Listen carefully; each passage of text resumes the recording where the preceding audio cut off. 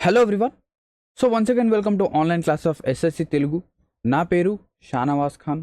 So ఈ వీడియోలో మనం వచ్చేసరికి ఏదైతే ఎస్ఎస్సి సీజీఎల్ 2025 యొక్క నోటిఫికేషన్ అనేది రిలీజ్ అయిందో ఆ నోటిఫికేషన్ యొక్క డీటెయిల్స్ అనేవి మనం చూడబోతున్నాం.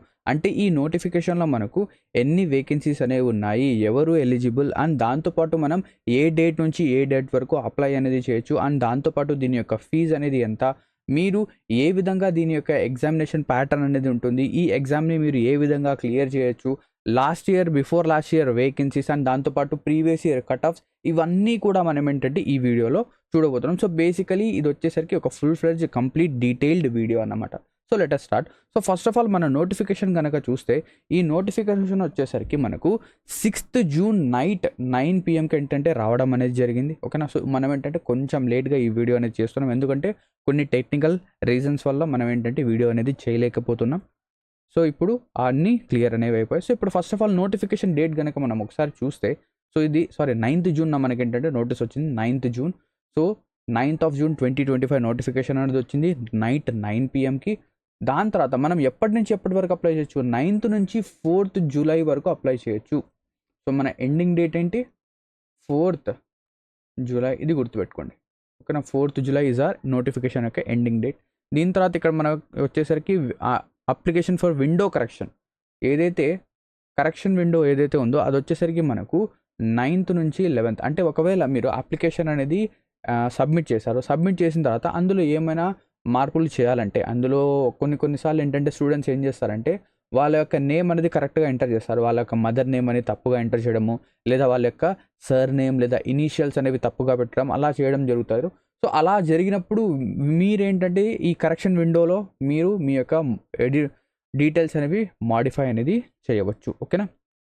నెక్స్ట్ ఇక్కడ చూడండి, examination for tentative schedule for tier 1 మన ఎగ్జామినేషన్ వచ్చేసరికి 13th of August నుంచి 30th of August వరకు జరుగుతుంది.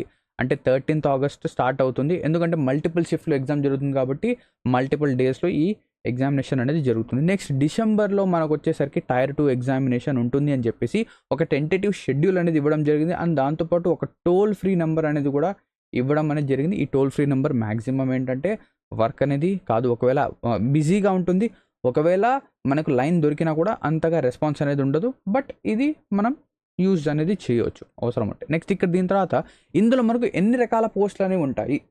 సో సీజీఎల్ 2025 లేదా సీజీఎల్ ఎగ్జామినేషన్స్లో మనకి ఏంటంటే చాలా రకాల పోస్టులు ఏంటంటే మనకు అవైలబిలిటీలో ఉంటాయి. ఎక్కడి నుంచి, లెవెల్ 7 నుంచి 7th పే లెవెల్ నుంచి 4th పే లెవెల్ పే 4 వరకు మనకేంటంటే టోటల్గా 37 పోస్ట్ అనేవి మనకేంటంటే ఇక్కడ అవైలబిలిటీ ఉంటుంది. ఇక్కడ మీరు అడగచ్చు, సార్ ఏదైతే ప్రీవియస్గా మనకు సెలెక్షన్ పోస్ట్ అనేది వచ్చిందో అందులో 366 పోస్టులు, డిఫరెంట్ టైప్స్ ఆఫ్ పోస్ట్ అనేవి ఉన్నాయి, వాటికి మనం ఏంటంటే డిఫరెంట్గా అప్లై చేస్తాం. ఇక్కడ కూడా అదే విధంగా మనం ఏంటంటే ఒక్కొక్క పోస్ట్కి ఒక్కోసారి అప్లై చేయాలంటే అవసరం లేదు. మీరు ఒక ఫామ్ అనేది ఫిల్ చేస్తే మీరు ఈ అన్ని పోస్టులకి ఎలిజిబుల్ అయినట్టు, మీకు ఏదైతే ఎలిజిబిలిటీ క్రైటీరియా కనుక మీరు క్లియర్ చేయగలిగితే. సో ఇక్కడ చూడండి, మీకేంటంటే సిఎస్ఎస్లో ఏఎస్ఓస్ ఉంటాయి, దీని తర్వాత intelligence bureau, ministry of railways, దీని తర్వాత CBSE central excise inspector, next preventive officers, examiners, ఇవన్నీ కూడా మనకేంటంటే ఇందులో ఉంటాయి. దీని తర్వాత చిన్న పోస్ట్ కనుక చూస్తే పోస్టల్ అసిస్టెంట్, సార్టింగ్ అసిస్టెంట్, దీని తర్వాత ట్యాక్స్ అసిస్టెంట్, సిబిఐసి, సిబిడిటి, ఇవి మనకేంటంటే లెవెల్ 4 పోస్టులు అన్నమాట. సో దీని యొక్క స్టార్టింగ్ శాలరీ కనుక చూస్తే, అంటే లెవెల్ 4 యొక్క స్టార్టింగ్ శాలరీ చూస్తే బేసిక్ పే వచ్చేసరికి 25,500 ఉంది. సో ఇది బేసిక్ పే మాత్రమే. దీంతో పాటు మనకేంటంటే డిఏ కానివ్వండి, హెచ్ఆర్ఏ కానివ్వండి, దీని తర్వాత ట్రావెలింగ్ అలవెన్సెస్, ఇవన్నీ కలిపితే ఇది అప్రాక్సిమేట్లీ 50,000కి దగ్గరగా వెళ్తుంది. అవునా. ఇది ఎంత వెళ్తుంది, 50,000కి దగ్గరగా మనకి ఏంటంటే వెళ్తుంది ఇప్పుడు. క్లియర్. సో అప్రాక్సిమేట్లీ 45,000 50,000 ఉంటుంది. నెక్స్ట్ ఇయర్ 2026 తర్వాత మనకేంటంటే ఈ కమిషన్ ఏదైతే ఉందో, పే కమిషన్ ఏదైతే ఉందో అది రివైజ్ అవుతుంది. అంటే పే కమిషన్ 8 అనేది రాబోతుంది. దానివల్ల మనకేంటంటే ఇంకా శాలరీస్ అనేవి ఇంక్రీజ్ అయ్యే అవకాశం అనేది చాలా ఉంటుంది. సో ఎప్పుడైతే పే కమిషన్ 8 అనేది వస్తుందో ఖచ్చితంగా శాలరీస్ అనేవి అప్రాక్సిమేట్లీ 40 to 50% ఇంక్రీజ్ అవుతాయి. సో ఇక్కడ మీరు కనుక చూస్తే ఏదైతే ఏఎస్ఓ కానివ్వండి, సెంట్రల్ ఎక్సైజ్ వల్ల ఏదైతే శాలరీస్ ఉన్నాయో అది 44,900 అనేది వాళ్ళ యొక్క స్టార్టింగ్ గ్రేడ్ పే. సో ఇది వచ్చేసరికి అప్రాక్సిమేట్లీ ఇప్పుడు 75,000 80,000కి దగ్గరగా ఏంటంటే ఇది వెళ్తుంది.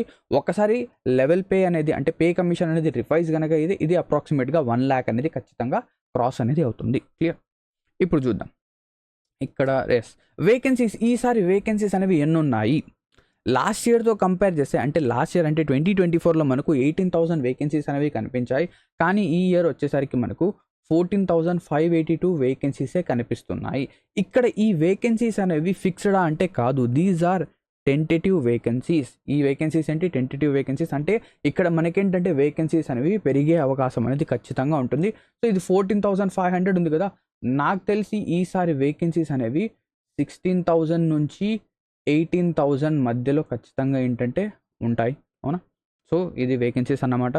దీని తర్వాత ఇక్కడ previous year cut offs, previous year ఏదైతే వేకెన్సీస్ ఉన్నాయో అది ఒకసారి చూస్తారు. సో ఇక్కడ చూడండి 2024లో 18,236 వేకెన్సీస్ ఉన్నాయి.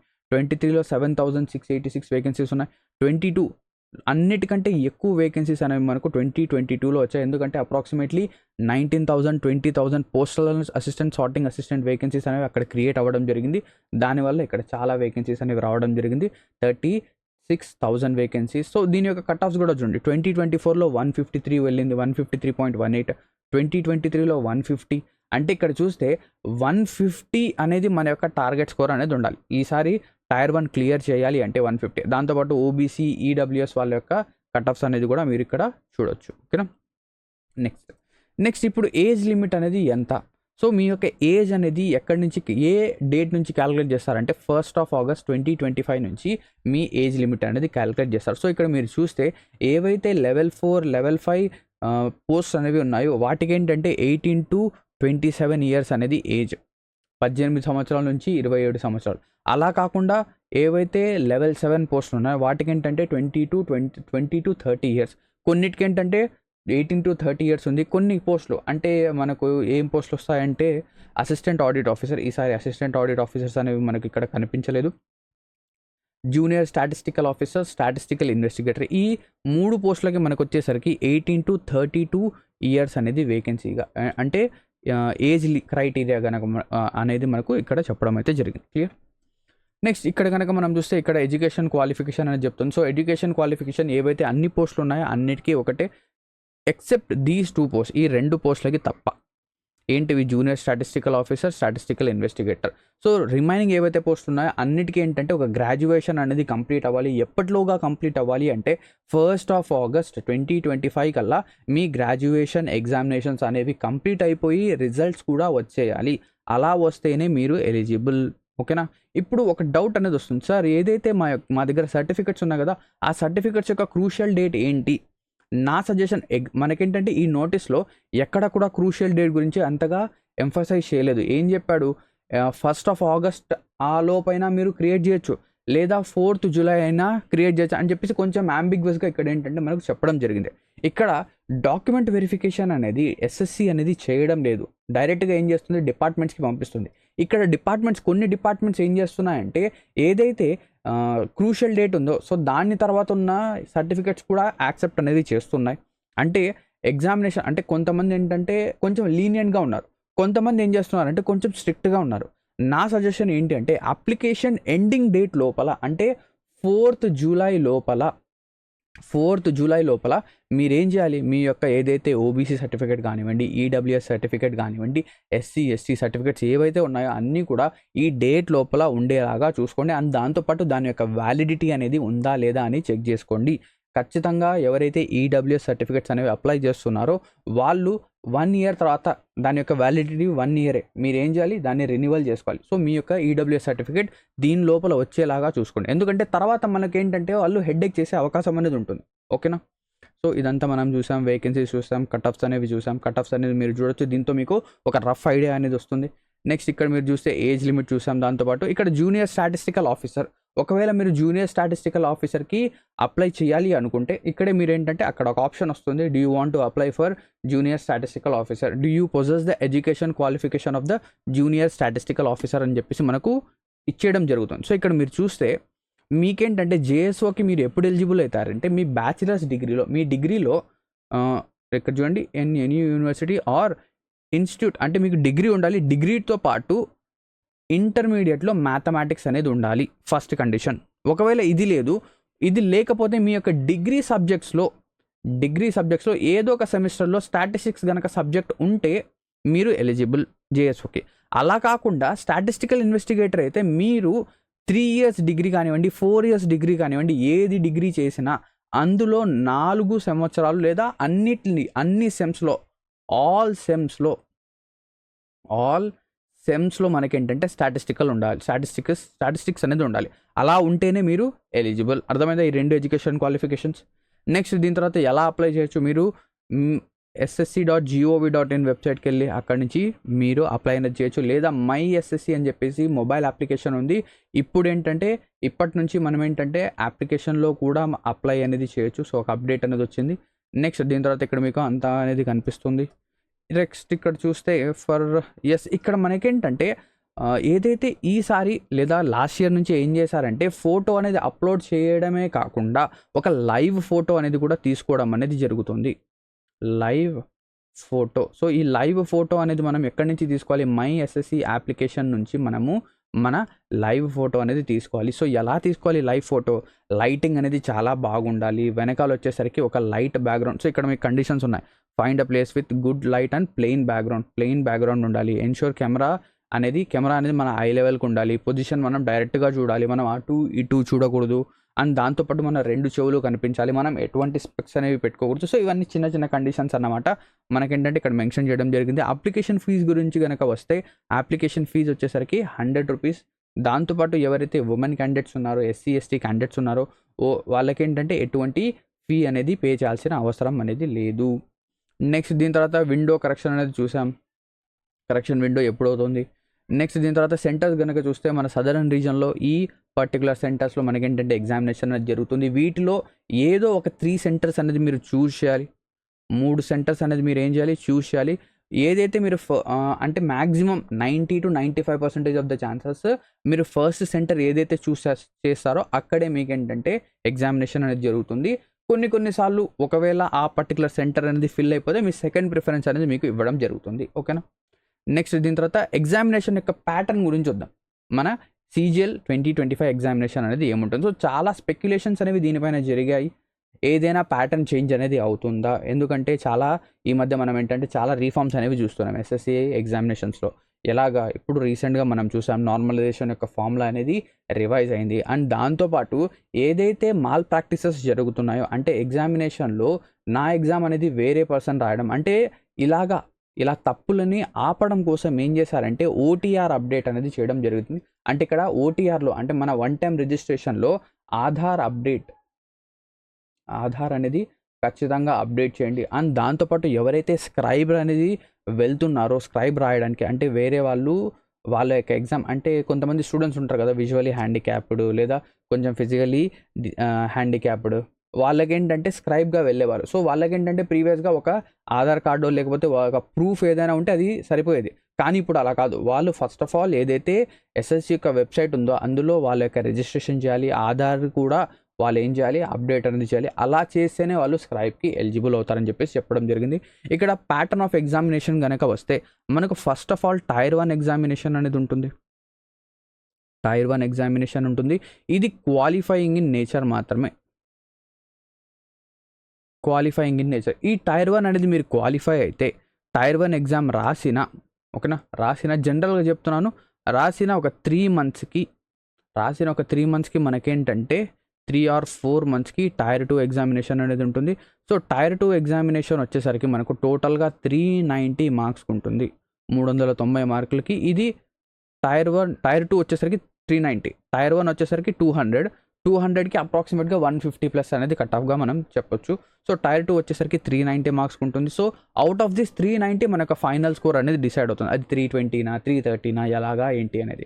నెక్స్ట్ Tier 2 తర్వాత మనకేంటంటే Tier 2 ఎగ్జామినేషన్లోనే Tier 2 ఎప్పుడైతే జరుగుతుందో అప్పుడే మనకేంటంటే స్కిల్ టెస్ట్ అనేది కండక్ట్ చేస్తారు. స్కిల్ టెస్ట్ ఏంటి? ఏదైతే టైపింగ్ టెస్ట్ ఉంది కదా, ఆ రోజే మనకేంటంటే మార్నింగ్ ఎగ్జామినేషన్ జరుగుతుంది, ఆఫ్టర్నూన్ వచ్చేసరికి టైపింగ్ అనేది జరుగుతుంది. అది అయిపోతుందా? నెక్స్ట్ Tier 2 అయిపోయిన తర్వాత మనకేమొస్తుందంటే పోస్ట్ ప్రిఫరెన్స్ అనేది విండో ఓపెన్ అవుతుంది. పోస్ట్ ప్రిఫరెన్స్ విండో అనేది మనకేంటంటే ఓపెన్ అవుతుంది. సో ఈ పోస్ట్ ప్రిఫరెన్స్ విండో ఓపెన్ అయినప్పుడు మనం మన యొక్క పర్టికులర్ పోస్ట్ అనేది ఫిల్ చేయాలి. అండ్ దాని తర్వాత మనకేంటంటే మన యొక్క మార్క్స్ని బట్టి మనకేంటంటే మన ఫైనల్ రిజల్ట్ అనేది ఇవ్వడం జరుగుతుంది. ఫైనల్ రిజల్ట్ అనేది ఇవ్వడం. సో బేసికలీ ఇది CGL 2025 యొక్క ప్రాసెస్. సో ఇందులో ఎటువంటి చేంజెస్ లేదు. ప్యాటర్న్ అనేది ఎలా చేంజ్ కాలేదు. ప్రీవియస్గా ఎలాగైతే జరిగిందో 2022 నుంచి ఎలాగైతే జరుగుతూ వస్తుందో అదేవిధంగా ఈసారి కూడా జరుగుతుంది. నెక్స్ట్ ఇప్పుడు first of all tier 1 examination యొక్క ప్యాటర్న్ కనుక చూస్తే ఇందులో మనకేంటంటే టోటల్గా 200 మార్క్స్ అనేది 200 మార్క్స్కి ఎగ్జామ్ అనేది ఉంటుంది. సో 4 సెక్షన్స్ ఉంటాయి. General intelligence, general awareness, quantitative aptitude and English comprehension. 25 questions టోటల్గా ఏంటంటే మనకు 100 క్వశ్చన్స్ వస్తాయి. 100 questions, each question carries 2 marks. అంటే 200 మార్క్స్కి మనకేంటంటే ఎగ్జామినేషన్ జరుగుతుంది. 200 మార్క్స్కి ఎగ్జామినేషన్ జరుగుతుంది. ఇక్కడ నెగిటివ్ మార్కింగ్ కూడా ఉంది. ఒక్క క్వశ్చన్ కనుక మీరు తప్పుగా చేస్తే మీకేంటంటే 0.5 మార్క్స్ అనేవి నెగిటివ్గా కట్ అవుతాయి. 0.5 మార్క్స్. అదే ఒక క్వశ్చన్ కరెక్ట్ చేస్తే మీకు 2 మార్క్స్ అనేవి రావడం జరుగుతుంది. అర్థమైందా? నెక్స్ట్ దీని తర్వాత ఇప్పుడు ఒక్కసారి మనం ఏం చేద్దామంటే ఏదైతే టైర్ 1 అనేది ఉందో అందులో టాపిక్ వైజ్ వెయిటేజ్ చూద్దాం. ఒక్కొక్క టాపిక్లో ఎన్ని క్వశ్చన్స్ అనేవి మనకు రావడం జరుగుతుంది. సో ఫస్ట్ ఆఫ్ ఆల్ ఇక్కడ మనము జీకే యొక్క టాపిక్ వైజ్ వెయిటేజ్ కనుక చూస్తే జీకే టాపిక్ వైజ్ వెయిటేజ్ ఇక్కడ చూడండి. బయాలజీలోంచి మనకి ఏంటంటే 1.6 అంటే 1 to 2 క్వశ్చన్స్. కెమిస్ట్రీలోంచి 1 to 2 క్వశ్చన్. ఫిజిక్స్లో ఒక క్వశ్చన్. దీని తర్వాత ఎకనామిక్స్లో 2 to 3 క్వశ్చన్స్. జియోగ్రఫీలో 3 క్వశ్చన్స్. హిస్టరీ కనుక చూస్తే 4 to 5 క్వశ్చన్స్ వస్తున్నాయి. పాలిటీలో ఎవ్రీ షిఫ్ట్లో మనకు 2 to 3 క్వశ్చన్స్. డాన్సెస్ అంటే స్టాటిక్ జీకేలో డాన్సెస్ నుంచి ఒక క్వశ్చన్. మ్యూజిక్ నుంచి 1 to 2 క్వశ్చన్స్. స్పోర్ట్స్ నుంచి 1 to 2 క్వశ్చన్స్. సో ఇక్కడ మిస్లేనియస్ అంటే అక్కడక్కడ కొన్ని మిస్లేనియస్ టాపిక్స్ నుంచి ఇలా. సో ఈ విధంగా అంటే ఇందులో మనం చూస్తే హిస్టరీ అనేది చాలా ఇంపార్టెంట్. జియోగ్రఫీ, ఎకనామిక్స్, నెక్స్ట్ దీని తర్వాత బయాలజీ, ఫిజిక్స్, కెమిస్ట్రీ కలిపి మనకేంటంటే 2 క్వశ్చన్స్ వస్తున్నాయి. సో ఇది మనం చెప్పొచ్చు. సో పాలిటీ అనేది కూడా కొంచెం ఇంపార్టెంట్. సో 2 నుంచి 3 క్వశ్చన్స్ వస్తున్నాయి కాబట్టి ఓకేనా. నెక్స్ట్ ఇప్పుడు మన మ్యాథ్స్ యొక్క వెయిటేజ్ కనుక చూస్తే మ్యాథ్స్ యొక్క టాపిక్. సో ఇందులో మీరు చూడొచ్చు ఏ సెక్షన్ నుంచి ఎన్ని మార్క్స్ వస్తున్నాయి దాని ప్రకారంగా. అంటే ఇక్కడ మీరు చూస్తే పార్ట్నర్షిప్ నుంచి ఒక క్వశ్చన్ అయినా వచ్చిందా, 2 క్వశ్చన్స్ వచ్చాయి. అంటే మొత్తం ఏదైతే 36 షిఫ్ట్లు జరిగాయో 36లో 2 క్వశ్చన్సే వచ్చాయి. అంటే దానికంత వెయిటేజ్ లేదు. సో దానిపైన అంత ఫోకస్ చేయాల్సిన అవసరం లేదు. ఎక్కువ ఫోకస్ చేయాల్సింది ఏంటి, జామెట్రీ. ఇక్కడ మీరు చూస్తే 152 క్వశ్చన్స్ వస్తాయి. Next data interpretation 143. చాలామంది స్టూడెంట్స్ ఇది వదిలేస్తారు, ఏం చేయాలి ఎలాగని. దీనిపైన కొంచెం ఫోకస్ చేయండి ఓకేనా. నెక్స్ట్ దీని తర్వాత ఇక్కడ వచ్చేసరికి మనకు రీజనింగ్ యొక్క క్వశ్చన్స్. రీజనింగ్లో ఎన్ని క్వశ్చన్స్ ఏ టాపిక్ నుంచి వచ్చాయి అది మనం చూడొచ్చు. నెక్స్ట్ ఇక్కడ మనకేంటంటే ఇంగ్లీష్ యొక్క క్వశ్చన్స్. అర్థమైందా? సో ఈ విధంగా టాపిక్ వైజ్ వెయిటేజ్ అనేది ఉంటుంది. క్లియర్? సో ఒకవేళ మీరు CGL 2025 ఎగ్జామినేషన్ కనుక ప్రిపేర్ అవుతుంటే మీరు ఏం చేయొచ్చు, మా యొక్క SSC తెలుగు అప్లికేషన్ అంటే Telugu exam prep application download చేసి ఇందులో మేమేంటంటే టైటన్స్ బ్యాచ్. సో ఇది మా అప్లికేషన్ అండి.